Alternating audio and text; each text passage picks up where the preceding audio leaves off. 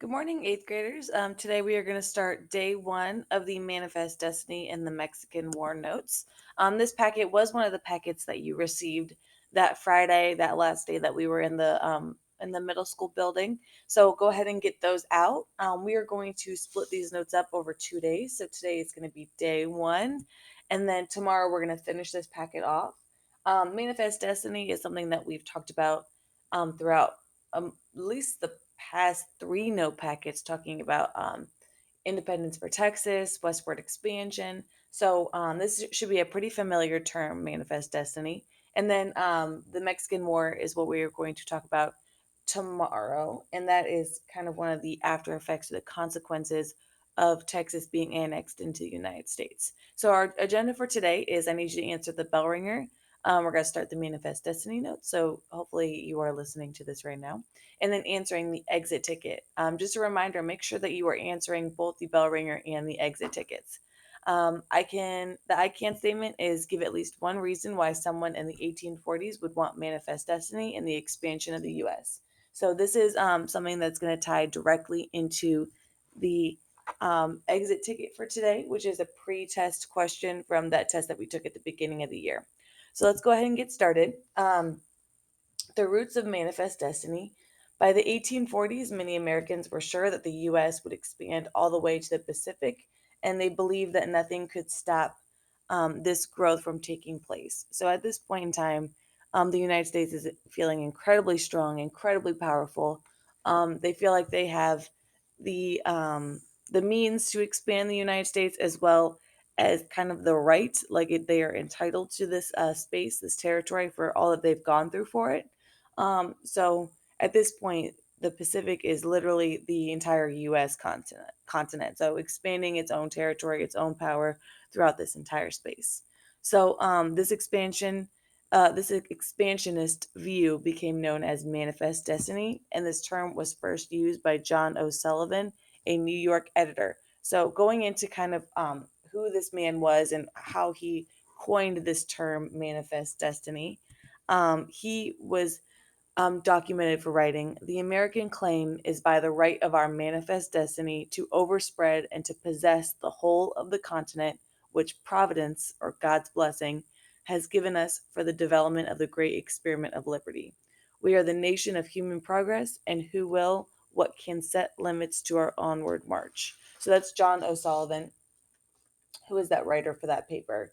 So just kind of giving you guys some context in the 1600s when colonists were first started coming to the United States, and there was this kind of spread of like the American way and kind of the idea of what it meant to be an American. The mission statement was kind of based on freedom and democracy, so stepping away from that power of the monarchy and British rule and going into a democracy government or a democratic government, and also possessing freedom for each one of its citizens. So, looking at the 1800s, so kind of the time period that we're focusing on right now, or specifically 1840s, 1850s, the mission statement of America has kind of changed. It's no longer primarily focused on democracy and freedom, but that is the underlying factor. But it's also focusing on spreading freedom throughout the entire continent. So, and they're using the power of the democracy and of their government to kind of um, give them strength, foundation, justification to do this.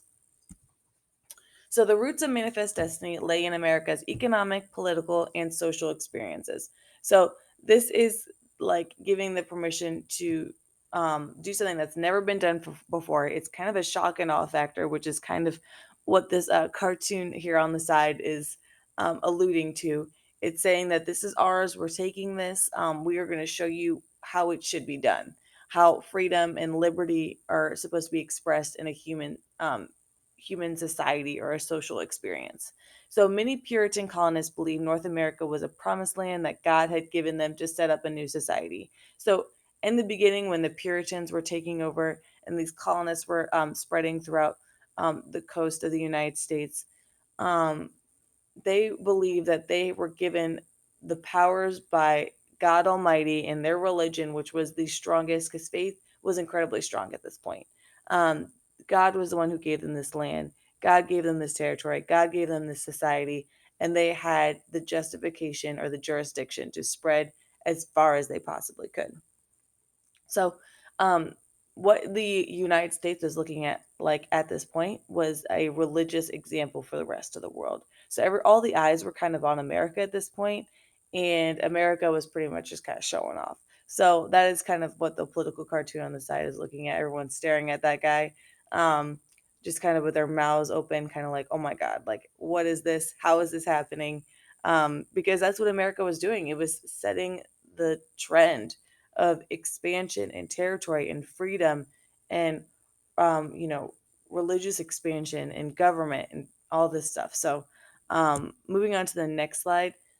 The American Revolution added to the idea that America was special. Patriots believed that the United States would prove to the rest of the world that democracy could work in a large and growing country. And you see that today. We are constantly trying to spread the idea of democracy and freedom and rights of citizens and, you know, civil liberties to other countries, whether they want it or not.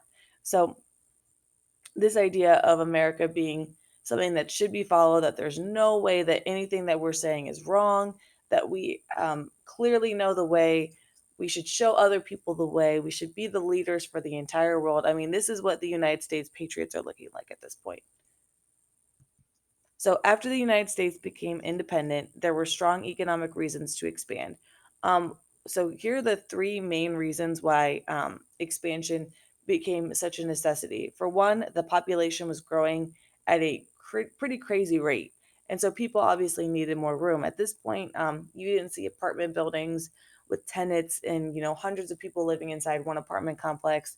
You saw people farming using mass acres and land to kind of make their living. So everybody's territory was pretty large at this point. You did not see a bunch of people stuck in like on one apartment complex or homes being stacked on top of one another like we see today.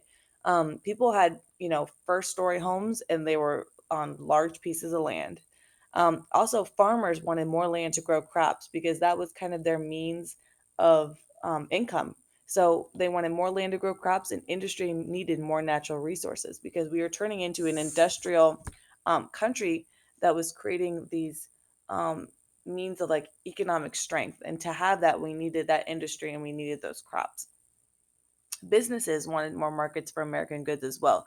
Because remember, at the beginning of the 1800s, we decided that we were going to become a country based on manufacturing. So turning raw goods into things that are able to sell to the normal American citizen.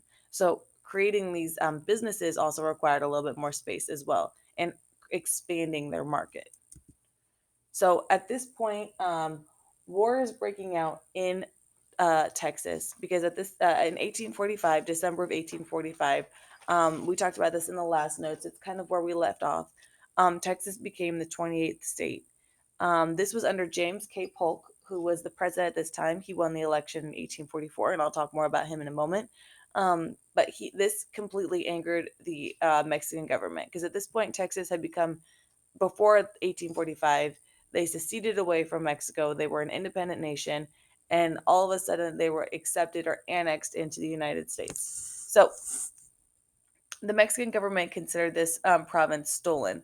There was pretty negative tension between Texas and Mexico after they seceded from Mexico.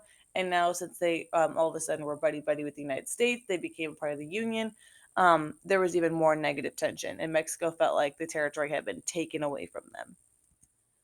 So Mexico cut off all diplomatic ties with the U.S., which is, remember, the United States government at this point believed in having peaceful and, um, open communication and translations with different foreign affairs or foreign countries. So this was pretty negative.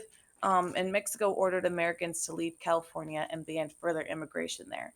So there were a lot of Americans that were settling in California because there was a General Army, United States Army officer, who his name was Fremont, and um, he told people that were in more like populated areas of America that California was great because it had a mild climate and vast natural resources. So there were a lot of Americans that were settling there.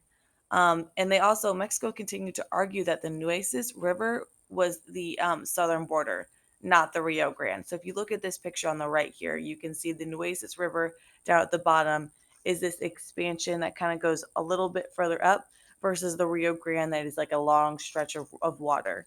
So obviously, if you say that the Nueces River is the dividing line, there's a little bit more territory there. If you say that there's the Rio Grande, there's a little less territory for Mexico. So obviously, this was like disputed territory. So everything that's covered in this like green and yellow dash color is all area that is disputed between Mexico and Texas. So, in June of 1845, President Polk ordered General Zachary Taylor to take the United States troops into the disputed area between the Nueces and the Rio Grande. So, real quick, let's just reflect on James K. Polk. He won the 1844 election, and he was kind of elected because of his major support for Manifest Destiny. And he was also the president that made the final decision to annex Texas into the United States Union. So going back, Polk made a monetary offer to Mexico of $30 million to purchase the land, both California and New Mexico. So at this point, after the Louisiana purchase, the American government decides that they do have the federal power to purchase land and join it into the Union. So Polk extended this offer, but Mexico did refuse. So at this point, there is still dispute happening in that disputed territory from that map before.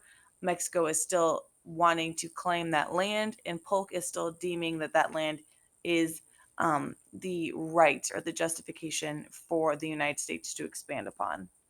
So here is the last slide that we are going to do today. So after General Taylor refused to move away from the Rio Grande, Mexican soldiers attacked a group of 63 U.S. soldiers.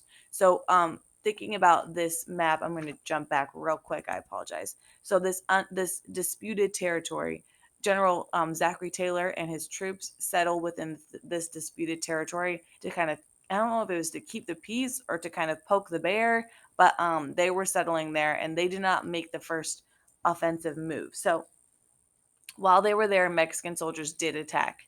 11 soldiers were killed, 5 were wounded, and the rest were captured by the Mexican army. So this is when Polk decides that this is when war is going to begin, with the quote, Mexico has shed American blood upon American soil. So that was the first draw. That was, okay, now it's war. And while maybe this was his intent to begin with, is to um, win over and just decided to gain this territory through war since Mexico would not accept the monetary payment. This was the official moment when it was declared. So Congress declared war on Mexico 2 days later. And so at this point, we are starting the war with Mexico in 1845. So with that being said, we are going to stop here. We are going to go into the Mexican War a little bit further tomorrow. Make sure you're answering your exit tickets. And also, reminder there is no homework packet for this week. So make sure you're catching up if you are missing homework from other weeks. All right, guys, have a wonderful day. Hopefully, I will hear from you soon.